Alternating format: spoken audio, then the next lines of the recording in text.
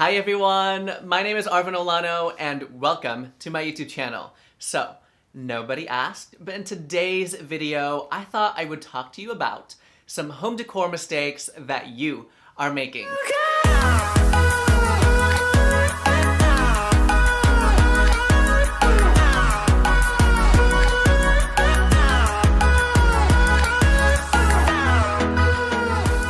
Now, I am guilty of some of these mistakes myself, and I have done my research, I fixed it, and it has made my home a bit more stylized, and it feels really nice?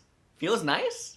It feels good to fix these mistakes. So, if you are guilty of some of these mistakes, go ahead and sound off in the comments down below. Do not take offense of anything that I'm saying. I am only trying to help. So, before I begin, if you're looking for a channel that's going to help you live your style so that you can live a fashionable life, this is it. So you can go down below and hit that subscribe button. So the first home decor mistake that you might be making is buying matchy-matchy showroom furniture. Now, there was a time when you would go to a place like IKEA and buy the exact same set of a couch, the accent chairs, or maybe even the coffee table. And no shade on IKEA, I love things from IKEA, but what I'm trying to say is, if you go to a showroom or your favorite furniture store and you buy the entire set, it just doesn't, it just doesn't look good. It doesn't have any thought process behind it. You want your living room to feel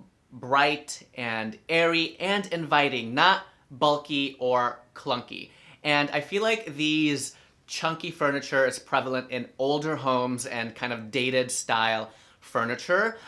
So in the modern age, it's a lot more pleasing to the eye when you are buying furniture that speaks to each other and not necessarily the exact same set. Maybe get a sofa that's low to the ground and accent chairs with some really skinny legs. That way you get that variety when it comes to your living room. I also see this mistake happening a lot in the bedroom, right? You get a matching nightstand with the matching dresser, with a matching bed, and everything just feels flat. Nothing is dimensional, and it feels really, really outdated.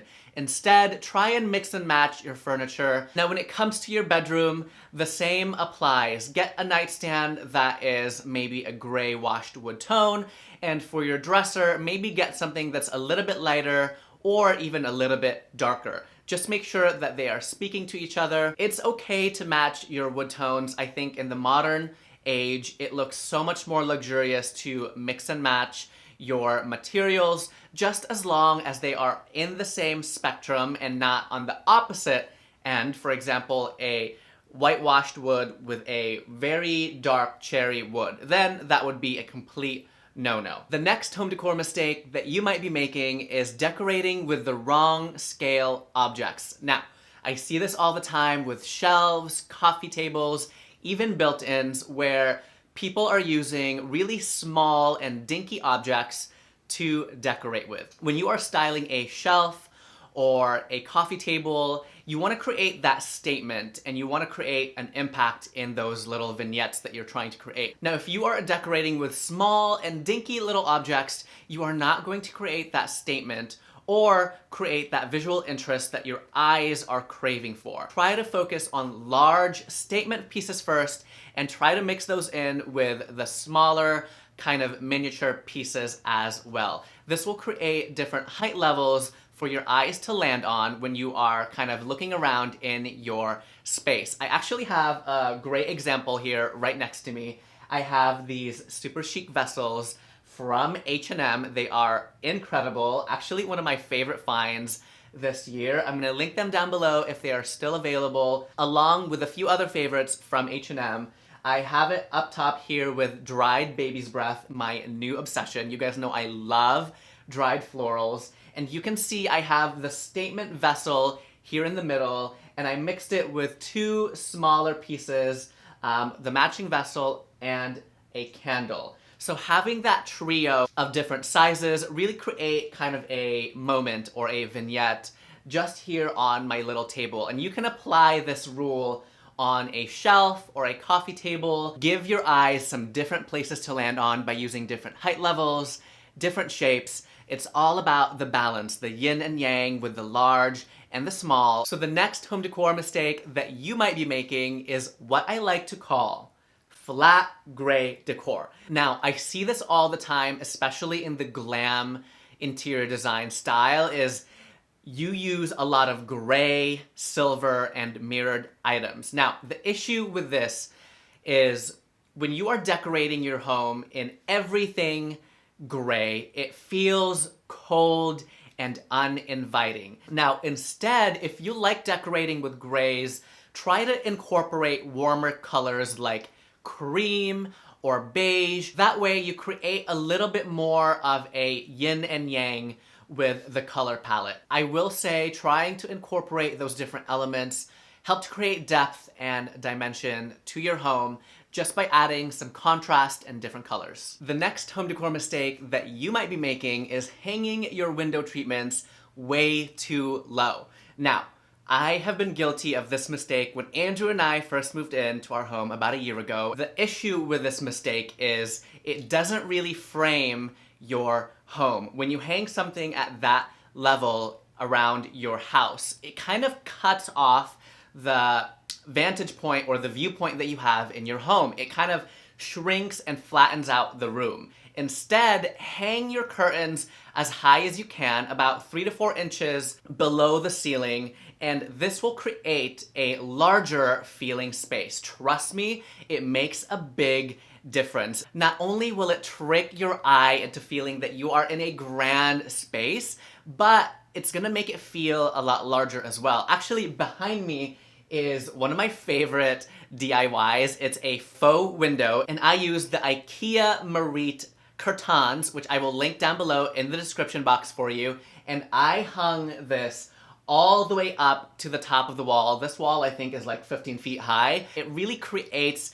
this impact that I'm in a grand room. And I love this trick so much, you guys. So make sure if you are hanging up some curtains in your home, have it hung as high as possible. Another mistake that I see all the time is getting curtains that are way too short. It's so weird. It like just doesn't look right. First of all, I've seen it hung right at the end of the window, and it only covers kind of the edge of the window. It's so strange. It's kind of like a little peeping hole, like, hi. When you hang the curtains as well, make sure you measure from the top to the bottom, and you want it to just kiss the floor, you know, just a little.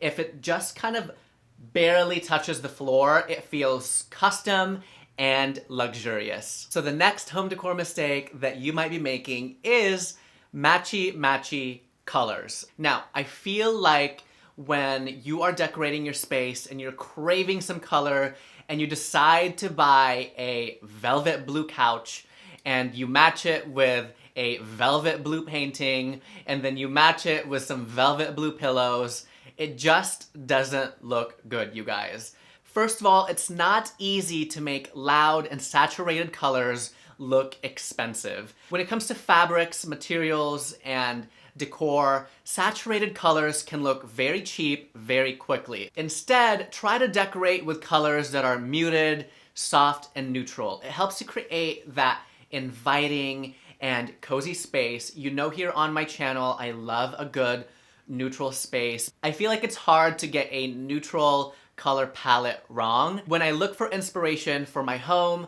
I love to go to luxury home decor stores or some of my favorite luxury interior designers, and almost all of my favorites use soft, neutral tones to create that luxury vibe. And it is possible, you can do it. Hence this curtain right behind me. I mean, these IKEA curtains were so affordable, but tell me these do not look luxurious and custom. I'll wait. They look luxurious and custom. Okay. So the next home decor mistake that you might be making is getting a rug that is way too small for your space. Now, again, I have been guilty of this mistake when Andrew and I first moved in. We were scouring Facebook Market and someone was selling an old Crate and Barrel rug. I think it was a 6x9 or a 6x8. It was a little bit small And especially for a living room, I feel like a good standard size for a lot of homes is 8 by 10 or 9 by 12. Honestly, the bigger, the better. When you buy a rug that is way too small for your space, it will just feel really awkward. A rug is meant to ground a zone or a space in your home, and if it's too small, what it does is it actually dwarfs your space. It's gonna make it feel awkward and small. When you are choosing an area rug for a living room, you wanna make sure that all of the furniture fits inside of the rug. That way you're creating that zone that this specific space is meant to be your living room. Rugs are a beautiful way to define and ground spaces in your home, and it can be tricky, but if you do get it right, it will create a seamless flow in your home. Now, since we're talking about rugs, another home decor mistake that you might be making is buying ugly rugs. I'm sorry, I just had to say it. I had to say it. I feel like a lot of modern rugs nowadays are very loud and the print is so large in scale, it's just very distracting to the eyes. And I know rugs can get really, really expensive, but you know, here in my channel, I'm all about affordability without sacrificing style or quality. So I love going to Home Goods, of course, for my rug, and I make sure I keep a lookout for the hand knotted, that's very important. Oh my gosh, ooh, my back. I look out for hand knotted, quality made wool rugs from Home Goods because wool rugs are meant to last forever. Now, I will say that traditional Turkish style rugs or plain simple rugs like a jute rug is timeless and classic. You cannot go wrong. A vintage style rug also adds that patina in your home that feels like it's been there for a long time. It adds some character and some personality. But again, I know vintage rugs are so expensive, like, it could be like thousands of dollars for a vintage rug. So I suggest you go to Home Goods and take your time, pick out some beautiful hand knotted rugs for a fraction of the cost. So the last home decor mistake that you might be making is when you feel like you're decorating, but you're actually just creating clutter.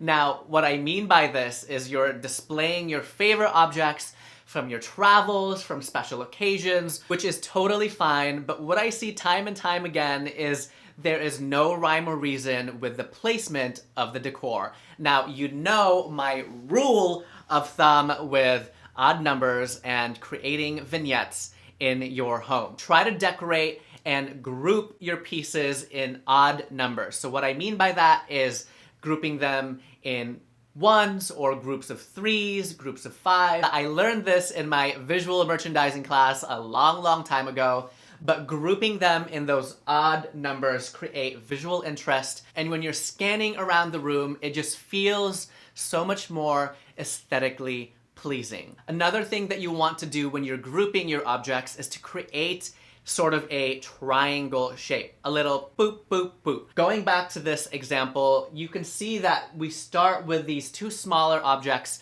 on the base and the larger piece is in the middle, almost creating a triangle shape. This is just visually pleasing to the eye and it will help you create those beautiful decor moments in your home. All right, everyone, that was it for me today. Thank you so much for watching.